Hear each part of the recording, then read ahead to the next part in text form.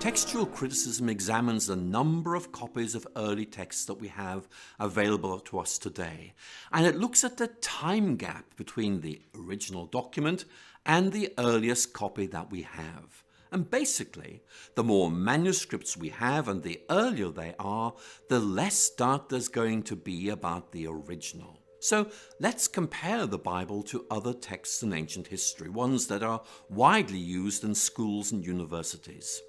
Let's look at the Greek historians Herodotus and Thucydides. They both wrote in the 5th century BC. But the earliest copy of their writings that we have dates from AD 900, and that makes a 1300-year time lapse. And even then, we only have 8 copies of these manuscripts in the first place.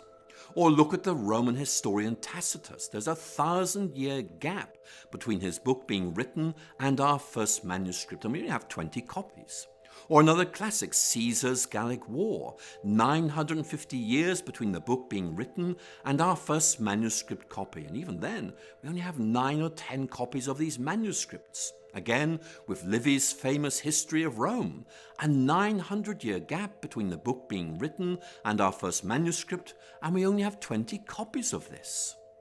But when it comes to the New Testament, well, it's very different. The New Testament was written between about 40 and 100 AD, and we have manuscript evidence going back as early as 130 AD, and full manuscripts by 350 AD. And we have more than 5,300 Greek manuscripts, 10,000 Latin translations, and 9,300 others. So, we can be pretty confident in the accuracy, the authenticity, and the integrity of the New Testament scriptures that have been passed down to us today. The remarkable thing about the Bible is there's such a short chronological distance between the events being described and our first manuscripts. So in many ways, the Bible scholars are in a very fortunate position of being able to check these things out and finding that they are much more reliable than, for example, some of the alternatives you're looking at.